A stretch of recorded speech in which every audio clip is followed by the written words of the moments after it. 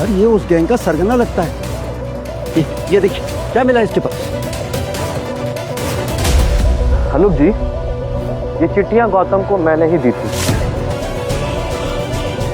इनके साथ मुंशी जी ने कमिश्नर के कान में कुछ फुसफुसाया और अपने हाथ से एक छोटी सी चीज बहुत संभाल कर कमिश्नर को पकड़ाई। उस चीज पर नजर पड़ते ही कमिश्नर का चेहरा सफेद पड़ गया, आंखें एक पल के लिए ठिठक गई और अगले ही पल वो गौतम के आगे हाथ जोड़कर सीधा खड़ा हो गया। आइए गौतम साहब। चीफ मिनिस्टर के बर्ताव को देखकर वहाँ मौजूद सब लोग सन रह गए। गौतम चीफ मिनिस्टर के कार की तरफ मदमस्त चाल में आगे बढ़ा।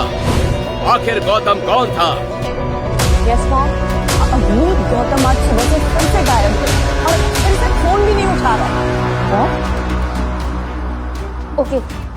ओके, मैं अभी घर आती हूँ। ओके हाँ जल्दी।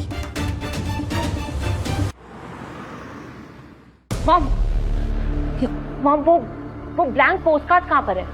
पता नहीं, होगा उस अनपढ़ गंवार के कमरे में। ओके। अवनी जल्दी से गौतम के रूम में गई। वहाँ उसने उन पोस्टकार्ड्स को उलट पुलट कर देखा, मगर उसे कुछ समझ नहीं आया।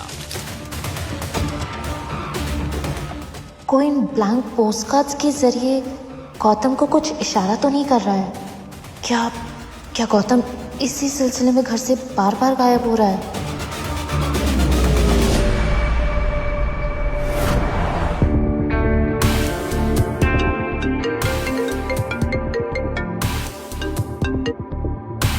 हाँ कबीर। हेलो अवनी, तुम्हारा ये अनपढ़ हस्बैंड बड़ा काम का चीज है यार। नहीं, सुबह मेरा ड्राइवर नहीं आया था तो मैंने कहा कि मेरी कार ऑफिस तक ड्राइव करके पहुंचा दूं, तो खुद ड्राइवर बन गया।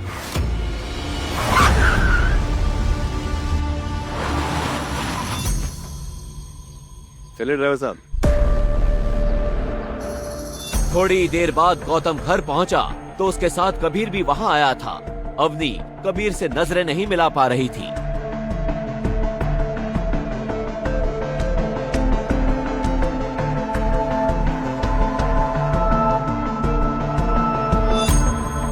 अवनी, तुम्हारे दादाजी को ये भिखारी ही मिला था। वो कहीं ऐसा नहीं हो कि तुम लोगों का सारा कीमती सामान लेके एक दिन ये भाग जाए। ये गौतम कभी किसी को पलटकर जवाब क्यों नहीं देता?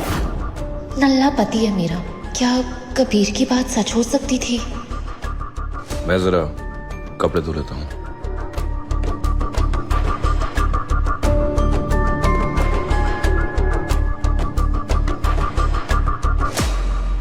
घर जमाई भागा करोड़पति बीवी के जेवर और कीमती सामान लेकर। जी हाँ, जोधपुर के अमीरों की बेटियों के साथ शादी कर उन्हें फंसाने वाला गैंग सकरिया। इस गैंग के लड़के भोले भाले बनकर घर जमाई बनते हैं, फिर सब कुछ लूट कर गायब हो जाते हैं। सॉरी। गौतम! मगर गौतम ने कोई जवाब नहीं दिया।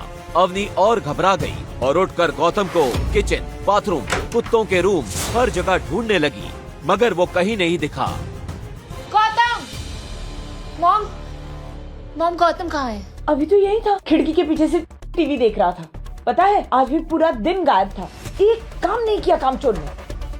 अपनी मम्मी की बात सुनकर अवनी के चेहरे का रंग उड़ गया। गॉड मॉम, मतलब उसने वो न्यूज़ सुन ली है। वो हमारी कार्ड, हमारी ज्वेलरी सब कुछ लेकर कहाँ गया होगा? तुमने रूम में चेक किया? उसकी माँ कुछ पूछती उससे पहले ही अवनी गौतम के रूम की तरफ भागी। कबीर भी उसके साथ वहाँ चला गया। ओह माय गॉड कबीर, मैंने गौतम का बैग नहीं है, मैंने अभी यहाँ पे गौतम का बैग रखा था। गौतम के पास एक छोटा सा बैग ही था जिसमें वो अपने कपड़े रखता। वो बैग वहाँ से गायब था और वहाँ एक चिट्ठी रखी थी। मेरा पीछा मत करना, जो समझ रही हो वो मैं नहीं हूँ। गौतम,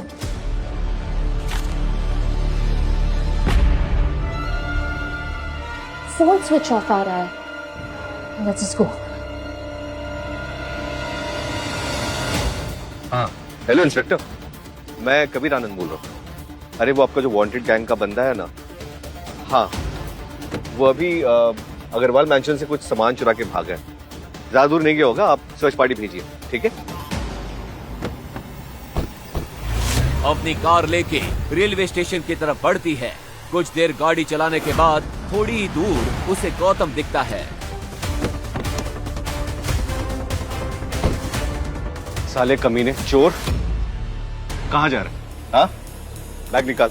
कबीर गौतम को धक्का देता है और बैग छीन लेता है और बैग खोलकर देखता है। उसमें एक महंगा आईफोन था और एक ऐसे बैंक का वीआईपी कार्ड था जहां सिर्फ अमीरों के अकाउंट होते थे।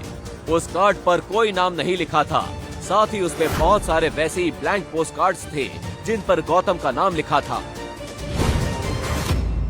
इतने सारे ब्लैंक पोस्ट कार्ड्स कहाँ से आई है? क्या मतलब है इसका? और ये बोलो गौतम, किसने दिया तुम्हें वो वीआईपी कार्ड? कहाँ से लाए तुम? बोलो। और हमारे घर से चुराया सामान कहाँ रखा है? तब तक पुलिस की सर्च वैन वहां आ जाती है। कमिश्नर भी साथ आता है। कमिश्नर अवनी से सवाल करता है। अवनी मैडम, क्या क्या सामान चोरी हुआ है आपके घर से? I am so sorry sir, वो जल्दबाजी में मैं देख नहीं पाई। पर यस, ये देखिए, ये सारे ब्लैंक पोस्ट कार्ड इसके लिए आए। पता नहीं कौन भेजता था इसे, मगर जब भी ये आते थे गौतम घंटों के लिए गायब हो जाता था। क्या? कमिश्नर ने उन ब्लैंक पोस्ट कार्ड्स को उलट पलट कर देखा, मगर उसे कुछ समझ नहीं आ रहा था। अभी कमिश्नर कुछ कहता उससे पहले ही अचानक वहाँ बहुत सारी महंगी गाड़ियाँ आकर खड़ी हो गयी। उनमें से एक कार में से चीफ मिनिस्टर निकले और उनके साथ थे राठौड़ राज परिवार के मुंशी जी। क्या हो रहा है अनुप जी? आप इनको छू भी नहीं सकते। सर ये क्या कह रहे हैं आप? सर ये उस गैंग का सरगना लगता है। ये देखिए, क्या मिला इसके पास? अनुप जी, ये चिट्ठियां गौतम को मैंने ही दी थी। मुंशी जी। तभी मुंशी जी ने एक लाइटर निकाला और उनमें से एक ब्लैंक पोस्ट कार्ड के नीचे रख दिया। उस रोशनी में उस पोस्ट कार्ड पर कुछ लिखा हुआ दिखने लगा। उस पर लिखी बात पढ़कर कमिश्नर चौंक उठा। आप इनके साथ? मुंशी जी ने कमिश्नर के कान में कुछ फुसफुसाया और अपने हाथ से एक छोटी सी चीज बहुत संभाल कर कमिश्नर को पकड़ाई।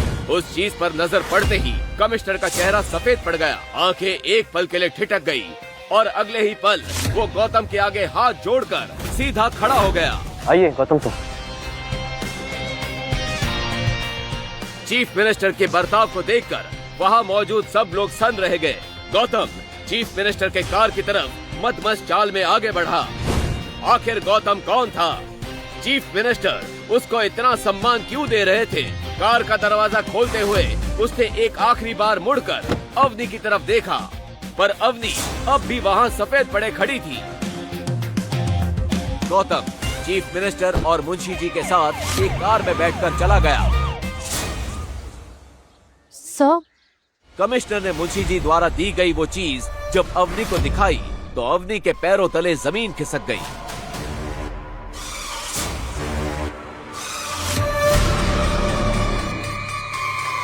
पर ये कैसे हो सकता है? 1 साल से हमारे साथ कौन था, हमें पता कैसे नहीं चला? कमिश्नर से मिली चाबी को जब अवनी ने गीता को दिखाया तो गीता के पैरों के नीचे से जमीन खिसक गई। ये चाबी कोई आम ताले की नहीं थी, बल्कि एक बड़े राज का दरवाजा खोल रही थी। अग्रवाल इंडस्ट्रीज को राठौड़ राज परिवार से सबसे ज्यादा बिजनेस मिलता था। अब हमारा क्या होगा? क्या है गौतम की असलियत? क्यों चीफ मिनिस्टर और इतने बड़े राज घराने के मुंशी जी उसे लेने आए? क्यों